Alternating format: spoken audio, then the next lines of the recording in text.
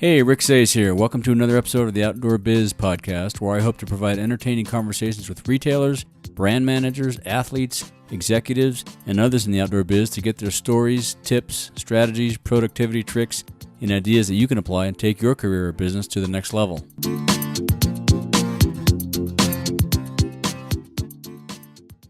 This episode is brought to you by Rumpel. I use my Rumpel blanket on chilly photo shoot mornings making coffee. I love it. My Rumpel blanket takes the chill off while I'm waiting for the water to boil. It also keeps me toasty stargazing at night. Get 15% off your Rumpel blanket with code OutdoorBizPod at rumpel.com. That's OUTDOORBIZPOD for 15% off your next Rumpel blanket at RUMPL.com. Hello again, everyone. Today I'm speaking with Malcom Daly. Malcom recently joined Neptune Mountaineering, and in this conversation he tells us about the recent change in ownership and the cool new things going on at Neptune. They are making some exciting updates to this iconic mountain shop while keeping the original vibe and commitment to service alive. Thanks, Malcom. Hello again, everyone. Welcome to another episode of the Outdoor Biz Podcast. Today we're speaking with Malcom Daly. He recently joined the management team at Neptune Mountaineering, and among many other outdoor industry achievements, Malcom is the founding board member of the Access Fund. Welcome to the show, Malcom. Hey, thanks for having me. Yeah, great to have you on. So let's start with your first exposure to the outdoors. How'd you get into the outdoor activity world? So I was born in Hong Kong. My dad worked for the State Department, which at the time meant he was a CIA spy, and because everybody was back then. They were, running money over to the Chinese nationalists and that sort of thing. But whatever, he got tired of that or wanted us to settle down. So he landed in central Connecticut where there are these awesome trees, hemlock trees that grow up, and they're like the perfect climbing tree. Oh, wow. And you couldn't invent a better tree for climbing. So I lived in the trees when I was a kid. Oh, cool. And we didn't have TV, and or if we did, we were allowed to watch like McHale's Navy, something like that. F-Troop, right? One every Tuesday or something. Right. And Gilligan's Island, I still remember the words to that one. Nice. So did you build tree forts and stuff in the trees? Yeah, we did. Wow. We got into all kinds of trouble, because my mom wasn't an outdoor person. My dad was always working. And so we got into lots of trouble and as kids used to. Right. Free range, the original free range kids. We were free range kids, and we got into BB gun fights with each other. Wow. Slingshot fights with crab apples. Wow. We were, one of our favorite things to do was climb into the trees or in the apple orchards and steal apples. And that's what you lived on, apples? That was our afternoon snack. Right. That's awesome. We had a lot of fun back then. Yeah. So how tall were these trees? I'm not familiar with hemlocks. How tall do they get? Hemlock can be, maybe 100 feet tall. I mean, wow. They're real trees, right? Yeah, huge trees. And they're real trees. and and the wind would blow, they'd kind of wave around in the wood. Awesome. In the wind, awesome. We'd hang on, pretend we were in the crow's nest, yeah, with a mast banging around and stuff. Very we cool. also had a little cliff right above our house, and I used to climb around in there on those, and there was a cave in there, and wow. We used to we would rake the leaves, and my dad, as an environmentalist, always hated burning leaves because that was what we used to do with them. And so we would throw them off the cliff, just to let them decompose. Right. That became our crash pad, right? Because it was a big springy, bouncy, sure, pile of leaves. And sure. so we'd climb around on those cliffs until we hit the leaves, and then bounce off and do it again. Wow, that's amazing. So we had a lot of fun, and my dad was a sailor in the summer, and so we spent a lot of time on the sailboat. So got really familiar with knots and ropes, right. and sailing, rigging, right, that whole right. deal. Right. And so when they packed me into into a summer camp, for a traveling summer camp in 1969. And we went to the Tetons, and I took a climbing lesson with, it turns out it was Pete Lev was my first climbing instructor, and I've actually been hanging out with him a little bit now that he's been living in Uray at Donini's house. Oh, cool. Wow. So that's and we've reconnected. And of course, I don't remember him, and I don't remember, he doesn't remember me, obviously. I remember his name, but not much else. Right. That's awesome. But it's been fun to kind of, it's a fun story to tell. Yeah, that's But anyway, great. when I went rock climbing, took a climbing lesson, it was like I already knew how to do everything. Right. Right. I was probably climbing 5'8", as a 14-year-old. Sure. And I knew all the knots and stuff, and he showed me how to put them together, and shit, I was climbing 5'8". Gone, done. There you go. Yeah. Yeah. So it was, people ask me, how long have I been climbing? And I was like, I never stopped. Grew up climbing. Yeah. I was a climber, and I think that's pretty natural. And, when parents come in with young kids and they want to know when they can start climbing, I said, don't you remember when your kid took his first step? Yeah. When he was learning to walk, I said they didn't want to let go and walk across the living room. They wanted to throw a leg up on the coffee table and mantle onto it. Right, exactly. Right. And kids know how to do that stuff. Yeah, yeah. If they figured out, we're born with it. You're right. Yeah. So, to me, climbing was like the most natural thing in the world. It always flowed really well, and thank God. I knew how to knew about ropes and that sort of thing. Right.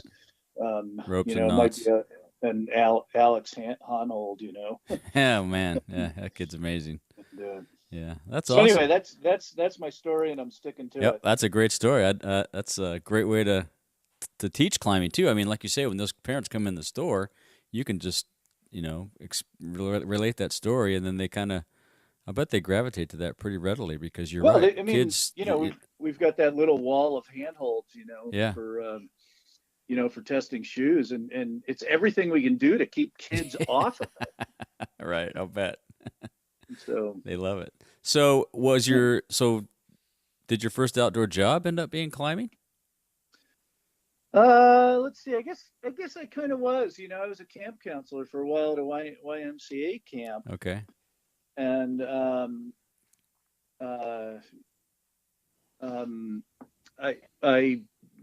of the things I did was we would kind of go climbing, even though we didn't really have climbing gear and stuff. We'd just sort of scramble around. Right.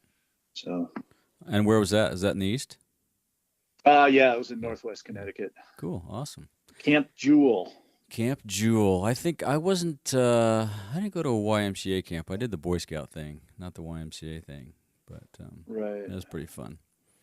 And so let's start with some of the fun and successes you're having at Neptune Mountaineering. I think that's one of the iconic shops in the U.S. Gary built a great business there, and it sounds like you guys are turning it around. Well, so Gary sold it 5 years ago. Right. To Backwoods, right? Yeah, he sold it to Backwoods. Right. And they just ran into a really, really tough road, and basically ended up going bankrupt. Yeah, I remember that. Well, that was about that was 5 years ago. That was about the beginning of all the retail challenges that have now engulfed the industry. Well, retail challenge has been going on for a long time. Well, yeah, it's always been a challenge. The recent bout of them, I think, is what's what you're referring to. Right, right. I don't want to put too many words in their mouth because I can't imagine how hard it was for those guys to make the decisions they had to make when the store was going down and stuff. But, there were all kinds of things going on, weather-wise and economy-wise, and competition-wise. And, I don't know if I don't know if the smartest retailer in the world could have could have been able to deal with that. Yeah, everybody was battling that. Yeah, yeah. A lot of Yeah, folks it was struggled. tough. Yeah. So anyway, they started they started their Chapter 11 process about a year ago, Okay. and uh, Shelly and Andrew were walking around the store about then, and they were looking all around the store, and I'm like, all right, what's going on, you guys? Because I could tell, they weren't shopping, right? Right. And they get this sly little fit, A little glint in their smile on eye. their face, like they're planning something. And Yeah. sure enough, as we started going down that road, talking to them, I said, you guys have to, we can't let Neptunes go out of business. You guys you have to buy it. And there were plenty of people looking to buy. I'll bet. Yeah. I'll bet. It's Yeah. a really valuable brand, and who wouldn't want to be involved with the most iconic mountaineering store in the United States? Right. Exactly. Yeah. Um, And so they bought. When did the deal well, so consummate? it closed on February 17th. Last year. One of the funny favorite things that Shelly and Andrew are always saying is they blamed their purchase of the store on me because I made them buy it. I said, you guys can't not buy it, right? You got to do this. You got to do this. Yeah, and I encouraged them to do it. Sure. Yeah. I think they wanted to, be in a different chapter in their lives, and they got the wholesale distribution thing pretty well wired. And right. they've done just a spectacular job with, creating a new category that had always been an afterthought for everybody else. Mm-hmm. And if anybody can take and invest in turning a store around like they did, they can do it. Yeah, right. So they've owned it for about not quite a year then, huh? Well, they bought it in February 17th. Gotcha. Okay. Yeah. So it was, it was funny because there were all kinds of rumors, obviously, that it was going to go out of business. The local paper didn't help that with writing a headline that said, the headline said, "Sale of Neptunes to close on Thursday." Wow. Right. And people don't understand the meaning of the word close in that context. Right. Plus, it was right across the fold. Oh, geez. And so what the headline said was Neptunes to close on Thursday. Right. Get in there and get your stuff because it's closing. Get the sale. Right. And literally people were running in the store that day. Oh my God, what, you guys can't go out of business. We're like, whoa, we're not going out of business, right? Right. Things are good. Wow. And there's an awful lot of energy for the store in Boulder, and one of the great things really has been the amount of I'll call it ownership that people feel for the store. They don't want it to go. It's iconic. It's right. It's not a freaking lifestyle store. It's the real deal. Right. And a lot of Boulderites have been shopping there for years. 44 years. Yeah. So interesting. And so what have you guys done to kind of stabilize the ship? Well, the first thing was let me back up a little bit. When Backwoods owned the store, they hired Matt Fetbrot, who'd been our hard goods buyer, to buy all the hard goods for their whole chain, which meant climbing gear, technical footwear, and ski gear. Oh, wow. Now, Backwoods doesn't carry much in any of those categories. Right. And so we really had our own hard goods buyer, right? So our shop stayed full of climbing gear and rock shoes and skis as it always had. Right. Perfect. Yeah. Okay. Thank God for that. That's good. Yeah. Yeah. Yeah. Um, what what we didn't get was camping and clothing. Oh, got you. All that. So we remained a good core shop through um, uh, January really of 16. Well, no, I'll say 2 years ago. Uh-huh. They started running into payment problems, and we couldn't stock. Like that last winter, we didn't get a single new ski Oh, wow. or boot in the store. Yeah, that makes it tough. So we missed a whole year. And thank God for Matt, but at the same time, it wasn't his fault that they weren't able to pay the bills for the network Sure, for right. the stores. But we had a legit shop going until 2 years ago. Got you. Yeah. So their first thing was to get climbing gear back in the store. They want this to be the premier climbing shop in the country, if Perfect. not the world. Yeah, great. Right. Yeah. And literally the day, this is a funny story. Literally the day they opened as Neptune Outdoors LLC, which is their corporate name, Fred Knapp walked through the door with a load of books for us, guidebooks. Ah, nice. Right, because we'd been out of guidebooks for a year. Right. So he didn't even take an order. He just said, "You guys need these guidebooks. Here you go. Pay me, pay whenever." We hadn't set up any systems. Yeah. It was, and then literally within every single day, people were sending stuff. Yeah, I'll bet. Yeah. And a lot of that is due to the cred that Shelley and Andrew have.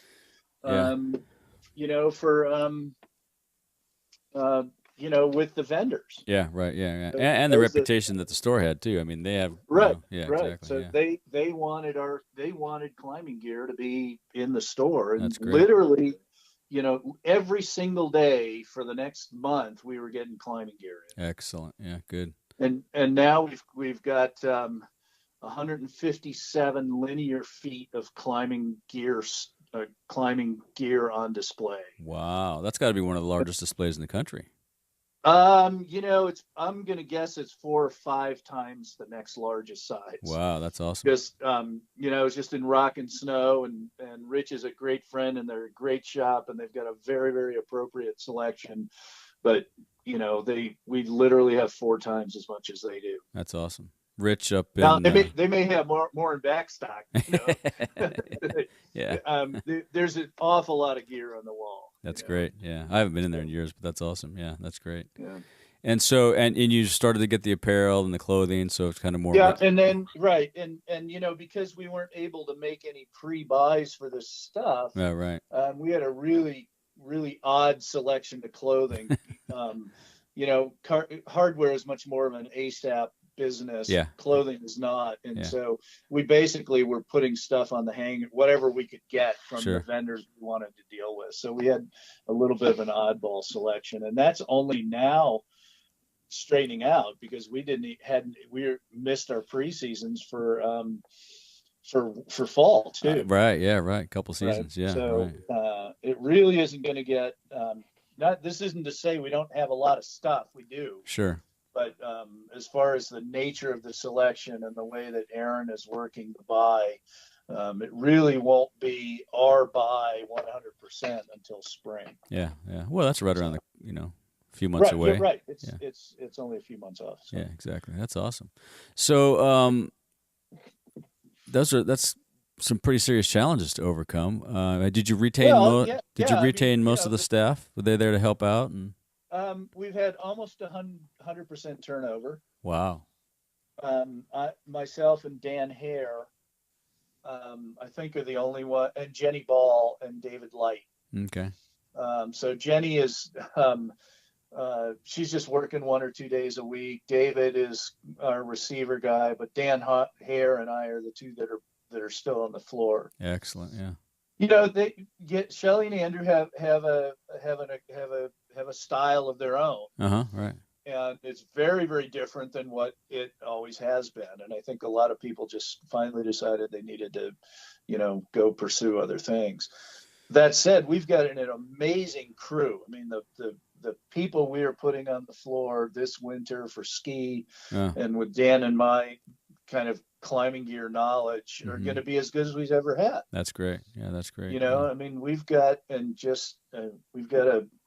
are still building a great staff. Right. And everybody is friendly and happy, which is that's the number one key, right? If you get that, then you can pretty much overcome anything. Holy cow! Yeah, that's awesome.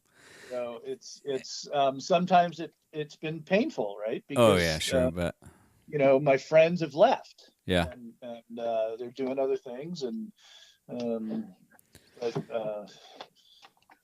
And so is Gary still? I mean, the museum is still there, right? You guys are making. So okay. Before Shelley and Andrew even walked through the door to make an inquiry, they got in touch with Gary and asked him if he wanted to still do the museum. Perfect. Right.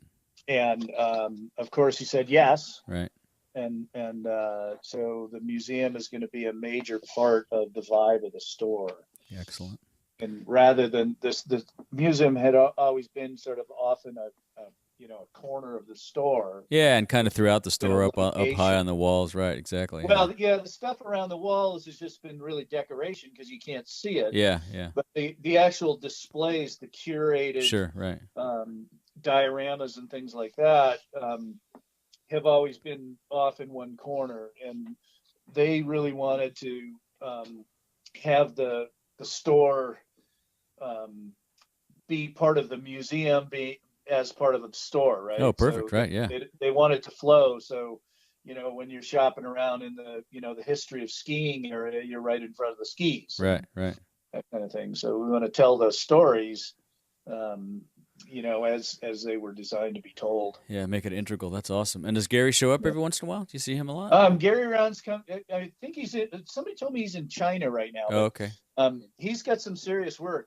We're getting close to needing his touch in the museum because everything is getting built, and I think hopefully he's coming back pretty soon, and we're going to start loading the museum again. Excellent. That sounds fun. Yeah. So do you guys do any event kind of things as well through the store? We've been doing Thursday night slideshows for 44 years. Yeah. I'm the event manager, so I'm the one who kind of schedules all that stuff. So yeah, and we've had a hiatus here the last couple of months because we simply haven't had a place to do them. Oh, right. The remodel, we've got 17,000 square feet of store. Wow. And 12,000 of that is under remodel. So the rest of it is our 5,000 square feet is just absolutely packed to the gills with everything in inventory. Yeah. So we haven't been able to do the shows. We've done a couple. There's a local dive shop that has a theater area, and we've done one there. Oh, cool. We did a bigger one at Rayback Collective, but we just decided to put them with all the stress of the remodel and move. We just decided to put them on the shelf and put them on hold for a while. We're starting up again in December. Excellent. Yeah, that's great. I was on the Facebook page this morning and saw the latest post of with the new look or some of the remodeling you're doing. It looks great. Yeah, it's beautiful. It's a very, very different vibe. Yeah, and that's gonna offend some people. Yeah, well, they'll get over it. They will get over it. And when we started moving things around and shrinking the store for this, here's a real funny story. Our books have always been over. As you walk through the front door, our library section has been to your right, at the front of the store. Right. It's been there for 25 years. Forever, yeah. As we were consolidating the store, we moved it to the other side, and we actually made it a lot better place. It was big during the consolidation. It was bigger and it was brighter, and we actually had seating area. It was really nice. But these old people would walk in and they'd look over towards the library, and they they'd scowl at us. Immediately. What'd you Scowl do? at us. You got rid of the library? You got rid of the library. It's like, no, it's right over there. Yeah. Instead of turning right, look left. Yeah. And they'd sort of, glance over it and then take 2 or 3 more steps towards where it used to be. And they'd say, I can't believe you got rid of the library. Oh, we didn't get the library. Look, there's an easy chair. Go sit down, have a drink, relax. So people are creatures of habit. Oh, big time. And yeah. We are, we're gonna have to remake some friends. Yeah. Hand them a map when they walk in. Here's the new map. Well, it's not that easy, it's uncomfortable to walk into a new space. And, well, it's something that's like you've been going there for years. It's automatic. You go in, you turn right. You go look for your books. It's gonna take them a while, but they'll figure it out. Yeah. They will, but again, there's always that stumbling, that stumble when something happens. So. Right. It's going to be great. It sounds awesome. The southwest corner of the store is this big curved glass, kind of 60s, early 70s style architecture. And cool. We're putting a cafe in there. So nice. Cup of coffee and your morning muffin and excellent stuff, and we'll have beer and wine in the afternoon. And perfect. There'll be cafe tables outside and inside. And that's fabulous. The library is now it's a complete reading and planning center. So cool. We're expanding the number of books that we have, that style of books, and we'll have planning tables where we can roll out maps. And we're probably going to bring the map gallery has a giant plotter where they can print out topo maps anywhere in the world. Oh, very cool. And so hopefully we'll get that. I don't know if the software is going to work for it yet. The map gallery used to just print out 7.5 minute quads. Right. Yeah. That's kind of old school. Yeah, exactly. Yeah, it's all digitized now. Are you employing any digital strategies? Any iPods as POP display, or iPads, or any of that kind of stuff? The answer is yes, but I don't know what those are. Got you. I know that Shelley and Andrew have been really looking carefully at that. Well, I'll give my opinions and not color it with what I think Shelley and Andrew think. I think iPods are a waste of money for a shop like ours. Okay. iPads and stuff. Those are for people who are hiring minimum wage employees who can direct you to something, but you have no idea, what they are. Yeah. Our employees, we know the trails. We don't need routes rated to tell people where to go hike. Right. We don't need, demos of, ski bindings. We've got the best employees in the world. Sure, and we train them like crazy. And I think that iPads and that sort of thing are a distraction and a disservice to today's customer. Well, and your employees get out every weekend too. I mean, they're not only well trained, they're out. Yeah. We test the gear. We use the gear. We've got the best training anywhere. And if you don't have that, you're just Amazon, right? Yeah. Right. Yeah. Well, you can go online and read the instruction manual for a Edelrid Megajoule. Yeah. Right. And you can go online and you can see the videos, but it's better to get it in your hand. Come to Neptune's, you can talk to myself and Dan Hare, and we'll tell you how the damn thing works, what we like about it, what we don't like about it. And, we've got that deep knowledge. We like that concept of deep knowledge. And physically show you how it works. Yeah. Not just show you, but say, hey, this is what happened last time I wrapped off this ledge. Yeah. Right. Yeah. Exactly. It's a little bit weird, and it's the only way we will thrive is if our employees are the best we can possibly have, and we have that deep knowledge that you simply can't get from the internet or from the big the 400-pound gorilla. Yeah, that's right. Yeah. So that's a good transition point for, let's talk about your perspective on the state of outdoor retail today. I mean, it's, we all know about all the economic challenges and over retail challenges and all those things. What else is going on from your perspective? Well, so I'm a little bit Good out of and the bad, loop. not necessarily bad. Anything Yeah, good too. no, Yeah. no. I think in many ways it is we're in a transition period, right? Right. Amazon and the internet have become the stocking dealer for every product on the planet, Exactly. right? Yeah. And you can get everything, Yeah. Yeah. right? Well, and I had Um, Scott Osman on the show a couple episodes ago, and he was talking about how there's some evidence that shows that I forget what percentage, but a huge percentage of the shopping, the beginning of someone shopping for something starts on Amazon or starts for sure on their phone, and then it 9 times out of oh 10 yeah, starts on yeah. Amazon. So Most everybody of it. looks there for something first, then they figure out where to go get it.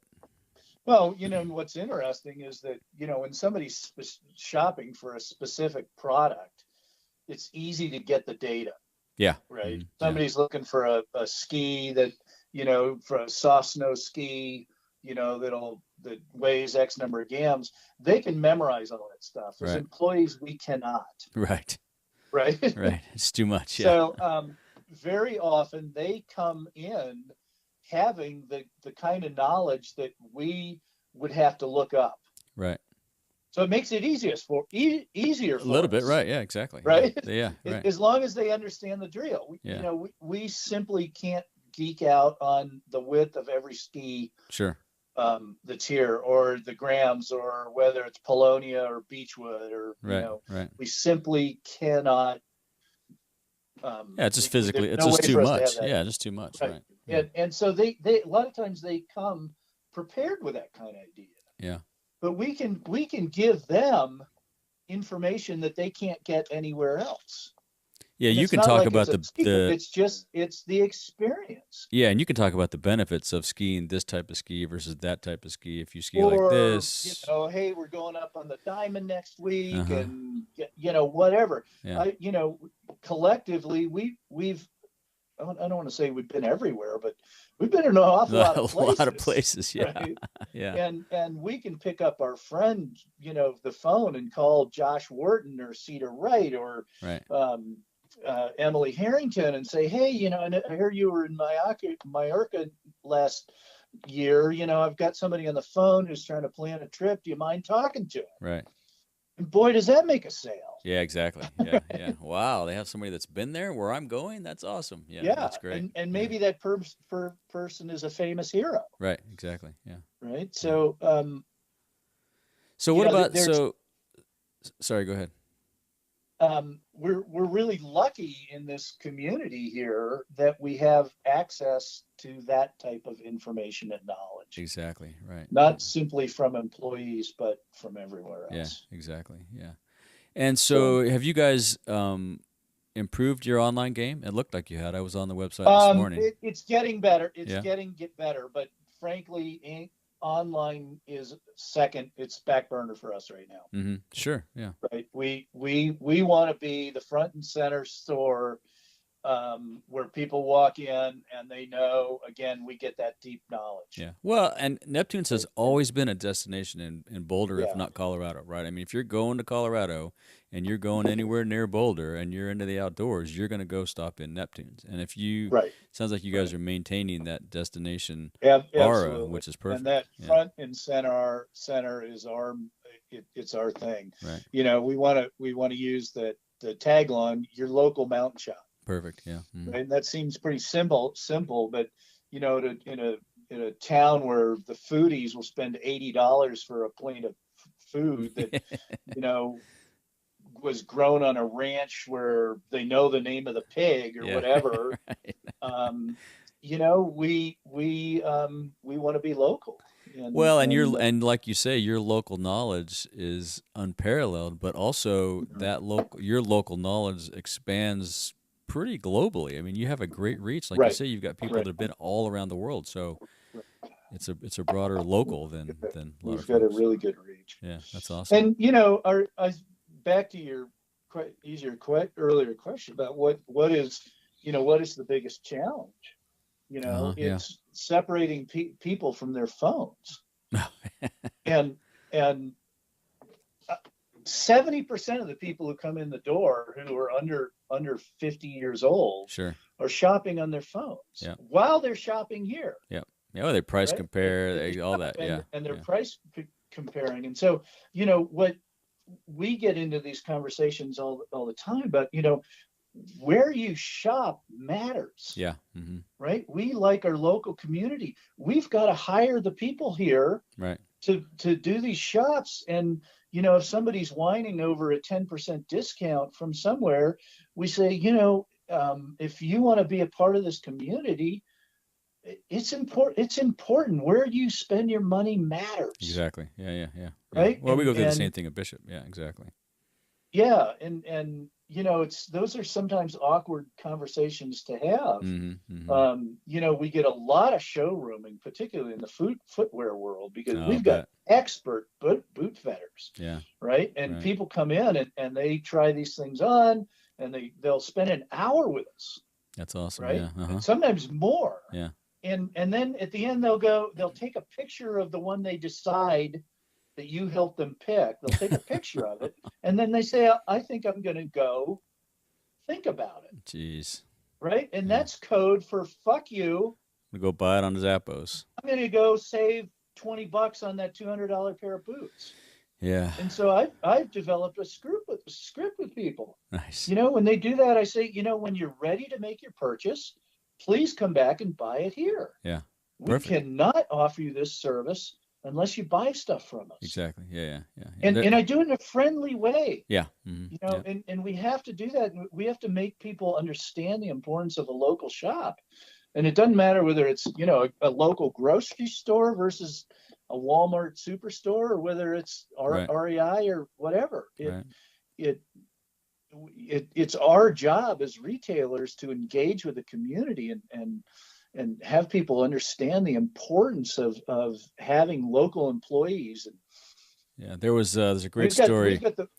What's that? There's a great story back in the day at Adventure 16. I think it was the West LA store, and Rob Anderson was the store manager, and someone was helping a guy, you know, spent an hour or 2 hours with him, you know, fitting boots and trying on boots and talking about boots, and it was the end of the night, and the store was getting ready to close, and the guy still hadn't made a decision, and Rob came over and had that kind of conversation with me. He said, look, we're getting ready to close. We'd really love you to buy this pair of boots here because we spent so much time with you finding the right pair of boots, fitting it to your foot. But if you choose to go somewhere else and buy it, just know that we'll always be here for you to, you know, help you fit it, help you try it on, get the right pair of socks, whatever, you know. And that little comment there closed the sale. The guy bought the pair of boots and walked out. So know, when people take a picture of the boot they've decided to buy and say, I'll think about it. Yeah. About 30% of the people who do that will leave and go wander around the store, and then they'll come back and find me. And, you know, I think I decided I'm going to go ahead and get those shoes. Yeah. Right. So I get 25 to 30% conversion on the spot. That's great. Yeah.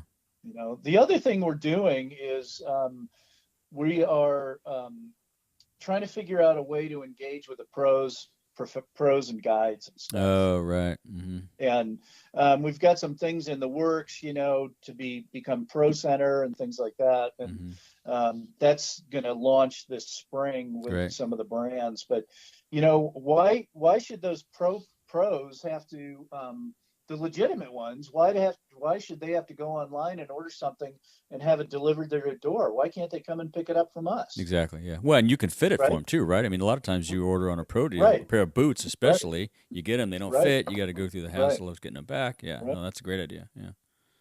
Yeah, that's good. So anyway, we're working on that with some of our vendors. Yeah, perfect. Yeah. Trying to figure out, because we want those pros in the store. Exactly. Yeah. You want that adds legitimacy and helps you with the knowledge base and all those things. Yeah, that's good. Yeah, when you know, Matt Siegel or something is trying on a pair of rock shoes for us, and the person next to him just realized he's sitting on the bench with his hero. Right, exactly. Right. I tried on boots with Matt Siegel yesterday. Oh, yeah, that's huge. Will you autograph my box? Yeah, exactly. You know? Yeah. That's awesome. Yeah. So, do you still get out and climb much? What outdoor activities do you participate in these days? You know, I'm not getting out as much as I used to. Yeah. I've had all the different health issues, starting with Yeah, my yeah, amputation 17 years ago. But yeah. I had a heart attack in 2004, Oh, I and, didn't and know that. then a Wow. year ago I had a stroke, and then 2 months ago I had another one. Wow. And so I'm just, physically I'm not able to do the things I used to. I get out a lot, but Yeah, good. it's mostly with photography and walking my dog and That's good. that sort Yeah. of thing. Yeah, awesome. So I'm just not. I'm still climbing at the gym once in a while. Perfect, yeah. I should do it more. I don't. I don't know why. I'm lazy. Probably spending too much time on Facebook. Well, as we all get on in years, it gets that motivation drops off a bit. So, Yeah, as unless you're and Denise, yeah, right. Jim, So, some of these or guys. Oh Fred yeah, Beck. God, Yeah, Doug Robinson. Some of these guys are phenomenal. yeah, Yeah. all those guys. And do you have any daily routines that you use to keep your sanity? Do you meditate, or obviously you said you walk the dog? No, yeah, Yeah. hang out, just try to mix up my days, Yeah, that's my cool. days. Yeah. And how about I've never meditated. I've always been a fairly calm person. I don't really feel like the need for meditation or things. I yeah. was doing yoga for a long time, but Uh-huh. then I that ended when I went full time at Neptune's, because I'm not a morning or evening person, so my days are Well, and occupied. and we both know that retail thing can be all consuming, right? I mean, holy Yeah. cow. Yeah, that's Yeah. awesome. So what about some of your favorite books, or do you give books as gifts very often? Um, I no. The answer is yes. I love books. I Mm-hmm. love to read. I Mm-hmm. read all the time. Mm-hmm. I don't give them very often. I try to loan them out when I can, but the Kindle has kind of blown that up, right? Yeah, I haven't figured out how to do that Uh, yet either. Yeah. um, Allegedly, you're supposed to be able to loan out books on a Kindle, but I haven't successfully done that Mm. yet. So I don't know. We'll just have to I sort figure of that out. swing. My book choices sort of swing between um, things like the girl with the dragon tattoo, Uh-huh. Uh-huh. well written kind of fiction, Uh-huh. and sort of geeky kinds of things that are more nonfiction. Uh-huh. I just read The Beast in the Garden, which is a very Oh. fun book about mountain lions encroaching on urban habitat Oh, that'd be in cool. Boulder. I'll look that up. And That'd be cool. yeah, it's pretty terrifying actually if you live in a wildland Well, it's happening interface. in LA. They're getting these, motion censored cameras are getting photos of these mountain lions in people's Yeah, backyards, freaking them read out. the book. It'll terrify you, Wow, very cool. Yeah, right? awesome. Um, and Um, do you have a I don't favorite? know. I chased one of the coolest things I did was I chased the eclipse this year, Oh, okay, huh? and I completely, as a photographer, I geeked Yeah, out on that, yeah. and went and found a very, very cool place to do it, and ended up hanging out with a bunch really fun. Actually, ended up hanging out with Katie Brown for 2 days. If you remember Wow. her, the Uh-huh. sport climbing era Sure. in the '90s. Yeah. Remember? Awesome. Yeah. And Where? just so that it was completely random. Huh? Where'd you That go? we hooked up. We went again. We had some friends who had a RV spot up in Lusk, Wyoming, Okay. and we were headed there. And my friend Devaki and I were driving there, and 40 miles south, we saw the sign for this little town called JM. Huh. And we go, oh, let's go see what's over there. And it turned out to be the perfect place. We were right on the center line. So we Oh, got cool. the full, minute and a half or whatever it was, or Uh-huh. 2.5 minutes. Excellent. It was completely chill. And we just texted my friends who were driving, and I said, come meet us here. Yeah. And it was my friend Jerry Greenleaf and his partner, and Katie and her husband and daughter, and we Wow. hung out there, and it was a really, really fun cultural experience, because this is an old kind of semi-abandoned ranch town Oh, cool. that's turned into a living museum. Wow. Very cool. And then hanging out and getting out to hook up with Katie Brown, since Yeah, that she goes sort of way back. off the Yeah. sport climbing circuit. Yeah. Did Um, you get some good yeah, shots? no, yeah, I got some great shots. Great. Yeah. I didn't. That didn't trip my trigger at all. I didn't go after that at all. I don't know why, but Well, I'll tell you what. it is the most astonishing experience I've ever had. Huh. Wow.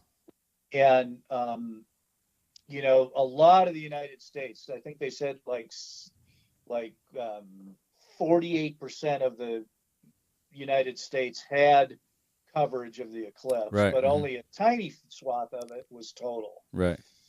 And if you saw a partial eclipse, you saw something completely different than if you saw a total. The whole thing. Yeah, I'll bet. Yeah. Right. Yeah. The difference was as much different as doing a big, huge powder run in the Bugaboos versus skiing on a rolling carpet inside a warehouse. Wow. Interesting. Right. Yeah. I mean, that kind of order of magnitude. Wow. Yeah. It was a different experience, and you can't say, oh yeah, well, I got 98%. You didn't get what you get. It's Yeah. all I can say is go chase it somewhere in 2024 if you're in the States. It's happening 2 years in a row in 2019 and 2020 in Chile. Oh, wow. Okay. Yeah. Which will be really fun. I might be lucky to click a camera in 2024, but I think I can do 2019. Yeah. I mean, you literally, you gotta chase it, and it is worth, all I can say is go do it. Yeah. I had some friends that did it, but I just, Yeah. and in California, it's pretty hard you had to go up to Oregon, I think was the center Right. line. Yeah. And Right. it Right. was, And all I can say is it's completely worth it. yeah, cool. Well, Wherever the 2024 one, by the way, makes landfall in Mazatlan. wow. Okay. Right. And Yeah. then comes up through South Texas. I think it T-bones E-Rock outside of Austin. Oh, cool. Right. And then it's going to go up through Newfoundland and the Gaspé. And Well, I'm sure based on the recent one, those people are booking those hotels and experiences now. I'm sure. Yeah. Yep. You're Awesome. going to have to go. The place to go is Copper Canyon. Oh yeah, yeah. T-bone Copper Canyon. That's a beautiful area. It's a great area. Yeah. Yeah. So, do you have a favorite outdoor gear purchase under $100 for us? Being in the retail biz, you probably have 6 or 7 of them. Oh man.